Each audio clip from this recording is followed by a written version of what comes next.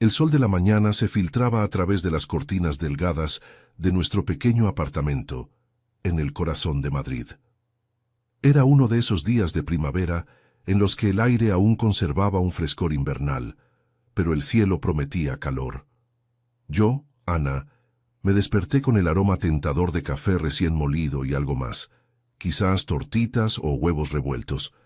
Mi esposo Javier era de esos hombres que, aunque el trabajo en la oficina lo absorbía la mayor parte del día, siempre encontraba tiempo para gestos que me hacían sentir especial. Llevábamos casados 3 años, y aunque la rutina se había instalado como un huésped silencioso, momentos como este me recordaban por qué lo elegí. Me incorporé en la cama, frotándome los ojos. El apartamento era modesto, un 2 habitaciones en el barrio de Chamberí, con vistas a una calle empedrada, donde los vecinos ya empezaban su ajetreo matutino. Escuché el tintineo de platos en la cocina y sonreí. Javier solía ser el que preparaba el desayuno los fines de semana, pero hoy era martes. ¿Qué lo había impulsado? Me puse la bata raída que colgaba del perchero y caminé descalza por el pasillo, sintiendo el suelo frío de baldosa bajo mis pies. Al entrar en la cocina, lo vi allí, de espaldas, removiendo algo en la sartén. Llevaba su camiseta favorita, la gris con el logo descolorido de su equipo de fútbol, y el cabello revuelto como si acabara de levantarse. «Buenos días, amor», dijo sin volverse, con esa voz ronca que aún me erizaba la piel. «Te preparé algo especial. Hoy es un día importante, ¿no? Tu entrevista de trabajo». Me detuve en el umbral. Sí, era verdad. Después de meses buscando empleo tras dejar mi puesto en la agencia de publicidad por el estrés, hoy tenía una entrevista en una firma pequeña del centro. Javier siempre recordaba esas cosas. Se giró con una bandeja en las manos, tortitas doradas apiladas, cubiertas de miel y fresas frescas, un vaso de zumo de naranja y una taza humeante de café con leche. «Vaya, ¿de dónde sacaste las fresas? Están carísimas ahora», exclamé acercándome. El olor era embriagador, pero al mismo tiempo. Algo se removió en mi estómago. Una náusea sutil, como una ola que sube despacio. «Oh, no te preocupes por eso. Pasé por el mercado temprano. Siéntate, pruébalo».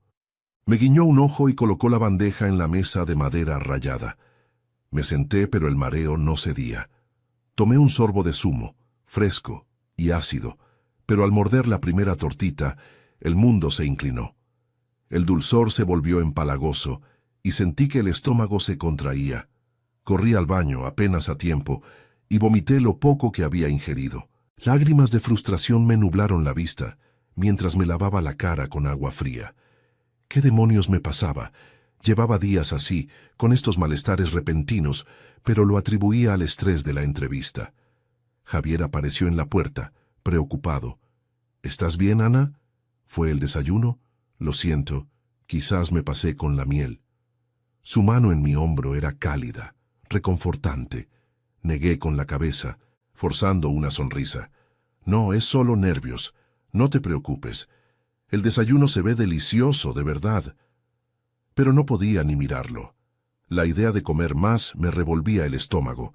En ese momento sonó el timbre. Era mi suegra, Carmen, que vivía a solo 2 manzanas de distancia. Venía a menudo, especialmente desde que Javier y yo nos mudamos aquí para estar más cerca de su familia. Era una mujer robusta, de unos 60 años, con el cabello teñido de castaño y una energía que llenaba cualquier espacio. «Carmen, pasa, pasa», dijo Javier, abrazándola en la entrada. Ella entró con una bolsa de tela llena de verduras del mercado. «Vine a desearle suerte a Ana en su entrevista, y a ver si Javier no ha quemado la cocina otra vez». Nos reímos, pero mi náusea persistía. Carmen olió el aire y sus ojos se iluminaron. «¿Qué es ese olor tan rico? ¿Tortitas?». Javier le explicó el desayuno especial, y antes de que pudiera pensarlo 2 veces, empujé la bandeja hacia ella. «Toma, Carmen. No tengo apetito esta mañana. Los nervios, ya sabes, no quiero que se desperdicie». Ella dudó un segundo mirando a Javier, pero luego sonrió ampliamente. «Ay, hija, qué detalle. Si insistes». Se sentó y empezó a comer con gusto, alabando cada bocado. «Javier, estás aprendiendo. Estas fresas están perfectas. Javier me miró con una mezcla de decepción y comprensión, pero no dijo nada. Se limitó a preparar su propio café y a charlar con su madre sobre el tiempo, que según el pronóstico sería un día soleado pero con viento del norte que enfriaría las tardes. Yo me excusé para vestirme, sintiendo una culpa sorda en el pecho. ¿Por qué no podía disfrutar de ese gesto? La entrevista era en 2 horas y necesitaba concentrarme.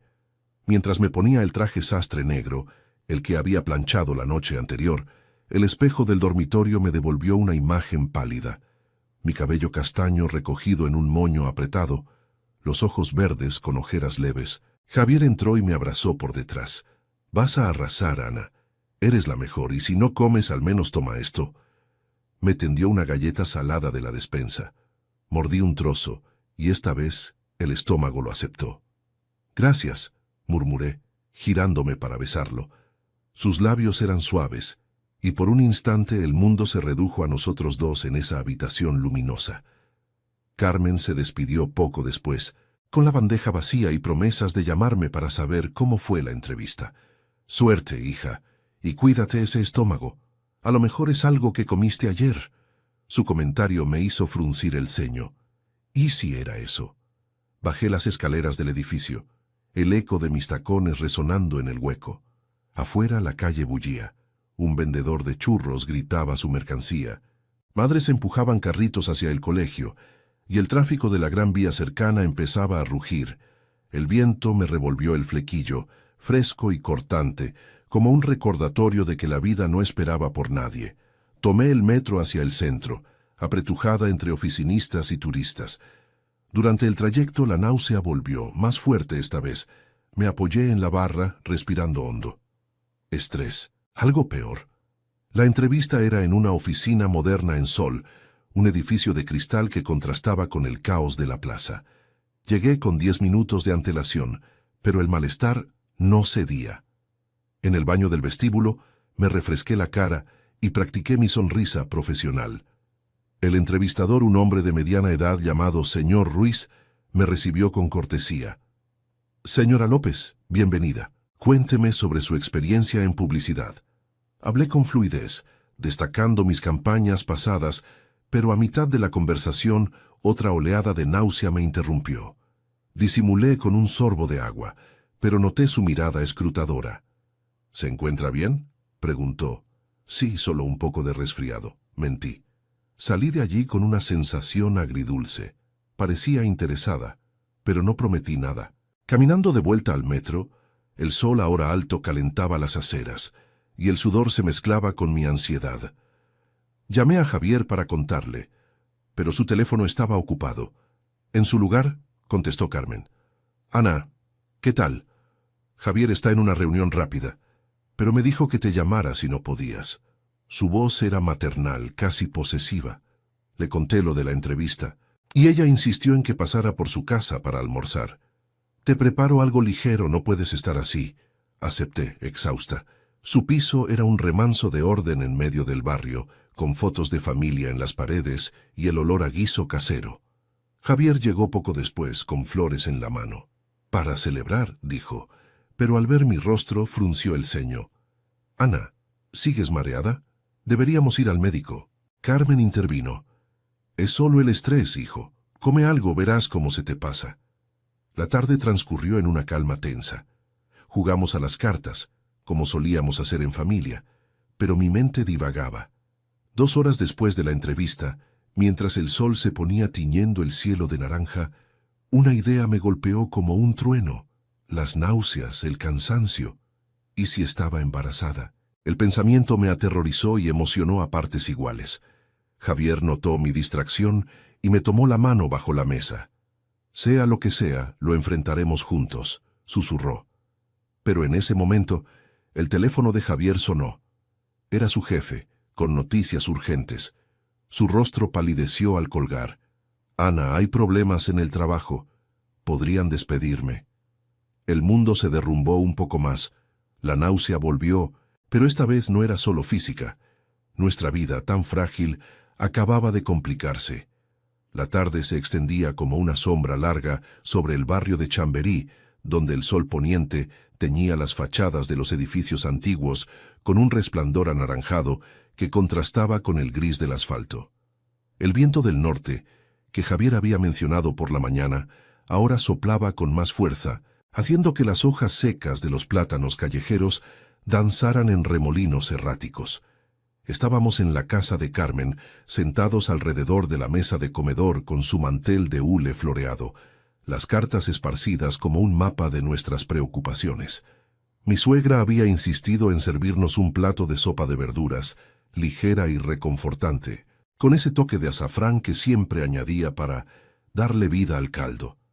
Javier removía la suya con la cuchara, sin probar bocado, su rostro tenso como una cuerda a punto de romperse. «Cuéntanos, hijo, ¿qué ha dicho el jefe exactamente?», preguntó Carmen, con esa voz firme que usaba para anclar las tormentas familiares. Ella se había acomodado en su silla de respaldo alto, las manos cruzadas sobre el regazo, pero sus ojos, agudos detrás de las gafas de montura fina, no perdían detalle. Javier suspiró, dejando la cuchara sobre el plato con un tintineo que rompió el silencio. «Es el proyecto de la fusión con la empresa francesa. Dicen que hay irregularidades en los informes que yo supervisé. No es culpa mía, lo juro, pero el director quiere una auditoría interna. Si encuentran algo, podrían recortar personal. Y yo soy el primero en la lista por antigüedad baja». Sus palabras cayeron como piedras en un estanque quieto, creando ondas de inquietud. Lo miré, mi mano aún en la suya bajo la mesa, sintiendo el pulso acelerado en su palma. Javier trabajaba en una consultoría financiera en el Paseo de la Castellana, un lugar de trajes impecables y reuniones eternas que lo dejaban exhausto al final del día. Habíamos ahorrado lo justo para el apartamento y algún capricho, pero un despido ahora, con mis entrevistas fallidas y este malestar que me carcomía. El pensamiento del embarazo, que había surgido como un relámpago horas antes, ahora parecía una broma cruel del destino. ¿Cómo íbamos a criar a un hijo si ni siquiera podíamos pagar las facturas? «¡Ay, Dios mío!», exclamó Carmen, llevándose la mano al pecho. «Pero si eres el más responsable del mundo. Recuerda cuando ayudaste a tu primo con sus impuestos sin cobrar un duro. Esto es una injusticia». Se levantó de golpe, como si la ira la impulsara, y empezó a caminar de un lado a otro por la sala, pisando la alfombra raída que cubría el suelo de parqué. El apartamento de mi suegra era un reflejo de su vida, ordenado pero vivido, con estanterías llenas de novelas rosas y fotos de Javier de niño, sonriente en la playa de la Costa Brava. «Mañana mismo voy a hablar con tu tía Pepita.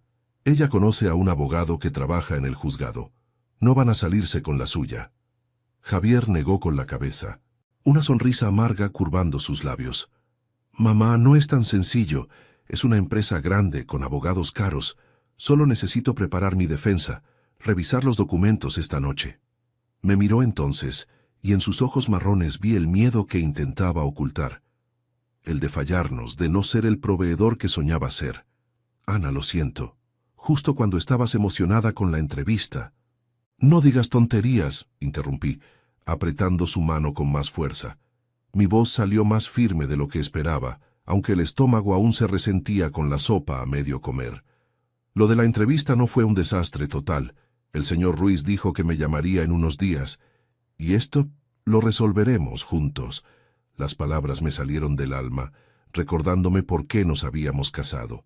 No por un cuento de hadas, sino por esa promesa tácita de enfrentar las curvas de la vida de la mano.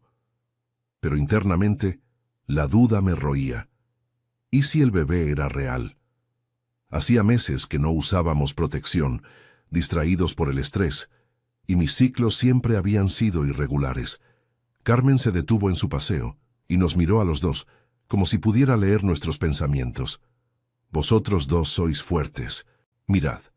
Cuando tu padre murió, Javier, yo seguí adelante con la tienda de ultramarinos hasta que la vendí. La vida te da golpes, pero te levanta si no te rindes». Su tono era maternal, pero había un matiz de vulnerabilidad, un eco de sus propias pérdidas. Se sentó de nuevo y sirvió más sopa en mi plato. «Come, Ana. Estás pálida como un fantasma. ¿Seguro que no es algo más? ¿Has pensado en...?» La pregunta flotó en el aire, incompleta pero clara. Javier frunció el ceño. ¿En qué, mamá? Ella dudó, mirando su taza de té. En que quizás estés embarazada, hija. Esas náuseas no son solo estrés. Mi hermana tuvo lo mismo con su primero. El silencio que siguió fue espeso, roto solo por el zumbido lejano de un coche en la calle. Javier se volvió hacia mí, sus ojos agrandados por la sorpresa. ¿Ana? ¿Es posible? Asentí lentamente, sintiendo un nudo en la garganta. Lo pensé esta tarde. Debería hacer una prueba. Pero con todo esto... No terminé la frase. El viento aulló contra las ventanas como un lamento, y el cielo se oscurecía con nubes que prometían lluvia. Javier se levantó y me abrazó, su pecho cálido contra el mío. Si es verdad, será lo mejor que nos ha pasado. ¿Y el trabajo? Lo pelearé, no dejaré que nos hunda. Carmen sonrió por primera vez en horas, limpiándose una lágrima disimulada. Entonces vamos a la farmacia ahora mismo. Hay una abierta las 24 horas en la esquina de Alonso Martínez. Yo invito. Su determinación era contagiosa, un bálsamo en medio del caos. Salimos los tres al fresco de la noche, el aire cargado de olor a jazmín de algún balcón cercano y el humo de una parrilla lejana. Las calles de Madrid bullían aún con vida, parejas paseando perros, grupos de amigos riendo en una terraza, el metro rugiendo bajo tierra. Caminamos en silencio, mi brazo enlazado al de Javier, Carmen un paso adelante como una guardiana. En la farmacia, iluminada por luces fluorescentes que parpadeaban levemente, compré la prueba con manos temblorosas. El farmacéutico, un hombre mayor con bigote canoso, nos miró con comprensión muda y nos deseó suerte. De vuelta en el apartamento de Carmen, esperé los minutos eternos en el baño, el corazón latiéndome en los oídos. Javier y su madre charlaban en voz baja en la sala, planeando presupuestos y opciones de trabajo alternativas. Cuando salí con la tira en la mano, el positivo era innegable. 2 líneas rosadas que cambiaban todo.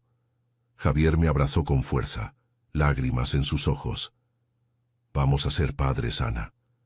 Carmen lloró abiertamente, abrazándonos a los dos, pero la alegría era frágil, teñida por la sombra del despido inminente.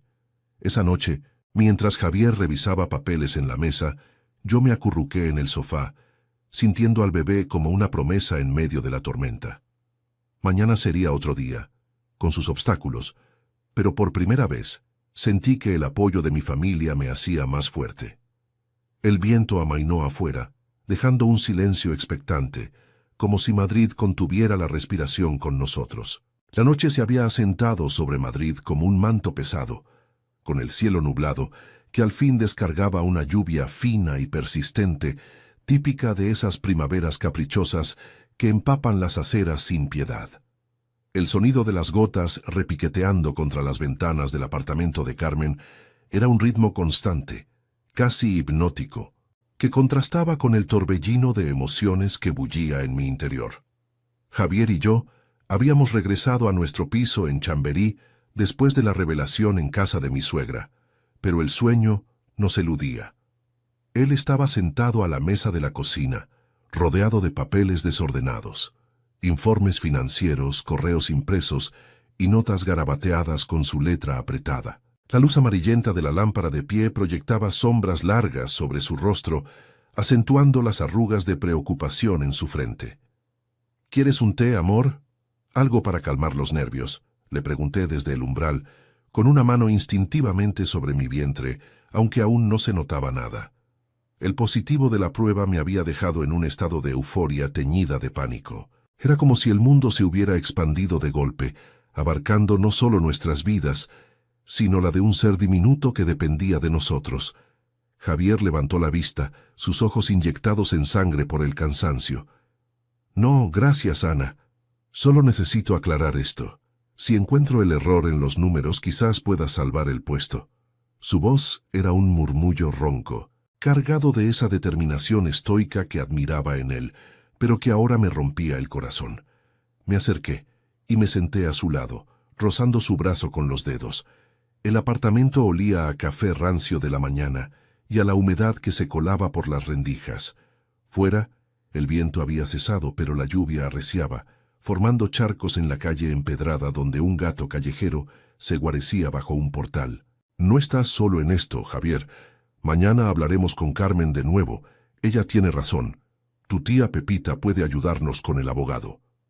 Él asintió, pero su mente estaba lejos, en las salas de reuniones frías de su oficina en Castellana, donde los ejecutivos con corbatas de seda decidían destinos con un clic de ratón. Al amanecer, el sol luchó por asomarse entre las nubes grises, tiñendo el cielo de un azul pálido que prometía un respiro. Javier se levantó temprano, como siempre, besándome la frente antes de salir. Vuelvo al mediodía. Intenta descansar por ti y por el bebé. Su mano se demoró en mi mejilla, un gesto tierno que me hizo contener las lágrimas. Yo me quedé en la cama un rato más, sintiendo el peso de la novedad en cada respiración. El embarazo no era solo una alegría, era una responsabilidad que amplificaba todos nuestros miedos. ¿Cómo íbamos a pagar el pediatra, la nursery, si Javier perdía el trabajo? Me incorporé y preparé un desayuno ligero, tostadas con aceite y tomate, el clásico madrileño que siempre calmaba mi estómago. Mientras masticaba, llamé a mi mejor amiga, Laura, que trabajaba en una guardería en Malasaña. «Ana, felicidades, pero estás bien, suena preocupada», dijo ella al teléfono, su voz alegre pero atenta, con ese acento andaluz que arrastraba las vocales como un bálsamo. Le conté todo, el desayuno fallido, la entrevista, el despido inminente y ahora esto. «Mira, ven a verme. Te distraerás con los niños. Y trae a Javier si quiere. Mi cuñado es contable. Quizás pueda echar un vistazo a esos papeles». Acepté, agradecida por su apoyo incondicional. Laura y yo nos conocíamos desde la universidad, y ella siempre había sido esa amiga que aparecía en las tormentas con un hombro y un consejo práctico. El metro hacia Malasaña fue un trayecto abarrotado con el olor a café y perfume barato flotando en el vagón. Bajé en Tribunal, donde el bullicio de la calle me envolvió. Vendedores ambulantes, ofreciendo castañas asadas pese al clima, ciclistas zigzagueando entre peatones y el eco de una guitarra flamenca desde un bar cercano. La guardería de Laura era un local luminoso en una calle estrecha, con murales coloridos en las paredes y risas infantiles que se escapaban por las ventanas abiertas. Ella me recibió con un abrazo fuerte, su barriga de 5 meses ya prominente bajo la blusa floreada. «Mira qué mami vas a hacer. Siéntate, te preparo un zumo. Nada de café por ahora». Pasamos la mañana charlando mientras ella organizaba juguetes. Me contó anécdotas de su embarazo, cómo las náuseas la habían pillado por sorpresa en el súper y cómo su marido había reorganizado el presupuesto familiar sin dramas. La clave es no guardárselo todo. Habla con Javier, pero también con profesionales. Hay subsidios para embarazadas en paro, ¿sabes? Yo te ayudo a rellenar los papeles. Sus palabras me aliviaron, como un rayo de sol en la lluvia. Por primera vez, vi el embarazo no como una carga, sino como un catalizador para cambios. Quizás era el empujón que necesitaba para buscar un trabajo más estable, algo creativo que no me quemara como la publicidad. Javier llegó puntual, con el rostro aún más demacrado. La lluvia había parado, pero el aire seguía fresco, cargado de ese olor a tierra mojada que impregnaba las plazas. Encontramos a su cuñado, Miguel, en un café cercano, un local con mesas de mármol y el aroma a churros fritos. Miguel, un hombre fornido de unos 40, con gafas gruesas y un bigote espeso, revisó los documentos de Javier con ojo crítico. «Aquí hay un desbalance en las proyecciones francesas. No es grave, pero parece que alguien manipuló los datos para inflar cifras. Si lo presentas así, demuestras que no fuiste tú». Javier exhaló aliviado, aunque la tensión no desapareció del todo. «Gracias, Miguel. Esto me da munición para la reunión de la tarde». De camino a casa, enlazamos brazos bajo el sol tímido que secaba las aceras. «Ana, ¿sabes qué? Si salgo de esta, pediremos un ascenso juntos. Tú con tu entrevista, yo con esto. Y el bebé será nuestra motivación». Su optimismo era contagioso, y por un momento, el futuro pareció menos incierto. Pero al llegar al apartamento, un mensaje en el móvil de Javier lo cambió todo. Reunión de emergencia a las 4. Traiga sus pertenencias.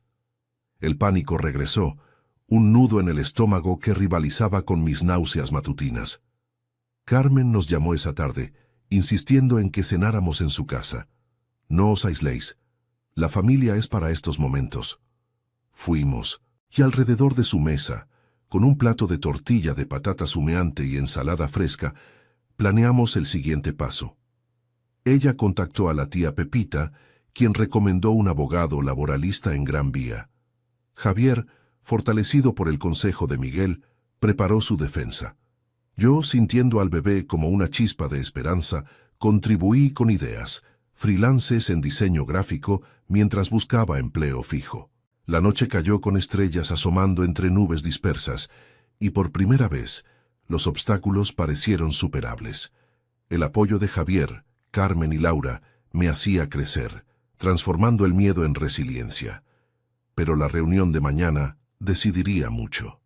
El corazón me latía con fuerza, anticipando la tormenta que aún podía venir. La mañana del jueves amaneció con un sol radiante que se colaba por las rendijas de las persianas, disipando las sombras de la lluvia nocturna y bañando el apartamento en una luz dorada que parecía un augurio.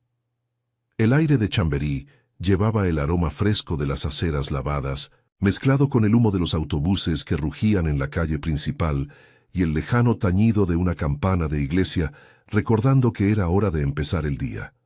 Me desperté con una náusea leve, pero manejable, como si el cuerpo se estuviera adaptando a su nuevo inquilino. Javier ya estaba de pie, vestido con su traje gris impecable, el nudo de la corbata ligeramente torcido por los nervios. Me besó en la frente, su aliento cálido y cargado de determinación. «Hoy lo arreglo, Ana, por nosotros tres». Lo vi salir por la ventana, su figura recortada contra el azul del cielo, mientras yo me preparaba un té de manzanilla en la cocina. El vapor ascendía en espirales suaves, calmando el revolutio en mi estómago. Llamé a la oficina de la entrevista, el corazón en un puño.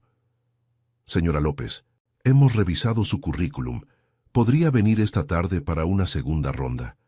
La voz al otro lado era entusiasta, y colgué con una sonrisa que se extendió por mi rostro como el sol sobre las tejas. Era un paso, pequeño pero real, en medio del caos.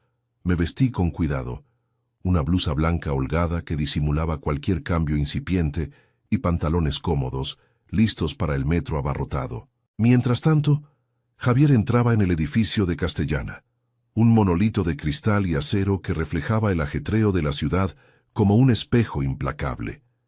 El vestíbulo olía a café de máquina y a colonia cara, y el ascensor lo llevó al piso 15 con un zumbido silencioso. La sala de reuniones era un espacio minimalista, con mesas de roble pulido y sillas ergonómicas que crujían bajo el peso de la tensión. Su jefe, el señor Vargas, un hombre de 50 y tantos, con canas peinadas hacia atrás y una expresión perpetuamente seria, lo recibió con un gesto neutro. «Siéntese, Javier. Hemos revisado la auditoría preliminar». Javier desplegó los papeles que había preparado con ayuda de Miguel, su voz firme a pesar del pulso acelerado. «Mire, señor Vargas, el desbalance viene de los datos iniciales proporcionados por el equipo francés. Yo solo compilé lo que me enviaron. Aquí está la correspondencia original. Verán que alerté sobre posibles inconsistencias en el correo del 15 de marzo. Vargas hojeó los documentos, sus gafas resbalando por el puente de la nariz. Los otros ejecutivos, 2 mujeres y un hombre más joven, intercambiaron miradas. El silencio se estiró como una goma, roto solo por el tic-tac de un reloj en la pared. Finalmente, Vargas asintió. «Impresionante. Esto cambia las cosas. No hay irregularidades atribuibles a usted. De hecho, su proactividad podría salvar el proyecto. Mantenga su puesto y prepárese para liderar la corrección». Javier exhaló, un alivio que lo recorrió como una corriente eléctrica. Salió del edificio con el sol alto, calentándole la nuca, el tráfico de la Castellana un río de claxones y luces que ahora parecía menos hostil. Llamó de inmediato. «Ana, lo conseguí. No me despiden, al contrario, me dan más responsabilidad». Su voz vibraba de emoción. Y yo, en el metro hacia Sol, sentí lágrimas calientes rodar por mis mejillas. Los pasajeros a mi alrededor, con auriculares y miradas perdidas, no notaron nada. Pero para mí era como si el vagón entero celebrara. La segunda entrevista fue en la misma oficina de cristal, pero esta vez el señor Ruiz me recibió con una sonrisa genuina, ofreciéndome un asiento junto a la ventana con vistas a la Puerta del Sol, donde el reloj de la plaza marcaba el mediodía con su badajo sonoro. Ana, su portafolio nos impresionó. Estamos expandiendo el equipo creativo y su experiencia en campañas locales encaja perfecto. ¿Podría empezar la próxima semana? Asentí, la voz entrecortada por la sorpresa. Sí, por supuesto, estoy emocionada. Salí de allí flotando, el sol de la plaza calentándome la piel mientras compraba un helado de vainilla en un puesto cercano, un capricho que mi estómago aceptó con gratitud. Nos encontramos en la Plaza de España, bajo las estatuas imponentes de Don Quijote y Sancho, donde el viento jugaba con las banderas y familias paseaban con globos de colores. Javier llegó corriendo, con el pelo revuelto por la brisa, y me levantó en un abrazo que ignoró las miradas curiosas de los turistas. Lo logramos. Trabajo para los dos, y nuestro pequeño va a tener lo mejor. Reímos, un sonido puro que ahuyentaba las sombras de los días pasados. Caminamos de la mano hacia Chamberí, deteniéndonos en el mercado de Vallehermoso para comprar fresas frescas, esta vez para compartir, y pan crujiente que olía a hogar. Carmen nos esperaba en su piso con la mesa puesta. Paella de mariscos burbujeante, su receta familiar con ese toque de limón que siempre elevaba el plato. «Mis niños, contadme todo», exigió al abrir la puerta, sus brazos abiertos como alas protectoras. Javier relató la reunión con detalles, gesticulando como un actor en escena, mientras yo añadía lo de mi oferta laboral. Ella aplaudió, lágrimas en los ojos. «Sabía que saldríais adelante. La familia es el pegamento, ¿veis? Y ahora, con el nieto en camino». Nos abrazó a los tres, aunque el bebé aún era solo una promesa, y el aroma de la paella se mezcló con el de su perfume floral, un bálsamo para el alma. Esa noche, en nuestro apartamento, con la ventana abierta al fresco de la tarde que traía ecos de risas desde la calle, Javier y yo nos acurrucamos en el sofá. El cielo se teñía de púrpura, y las luces de Madrid parpadeaban como estrellas terrenales. «Gracias por no rendirte conmigo», murmuró él, su mano sobre mi vientre. «Y yo por apoyarme en ti y en todos», respondí, sintiendo una paz profunda. Los obstáculos, las náuseas, el miedo al despido, la incertidumbre del embarazo, nos habían moldeado, no roto. Con el trabajo de Javier asegurado, mi nuevo puesto y el apoyo inquebrantable de Carmen y Laura, el futuro se abría como la gran vía al amanecer, ancho, lleno de posibilidades. Días después, en la primera ecografía, vimos el latido diminuto en la pantalla, un aleteo que nos unió más.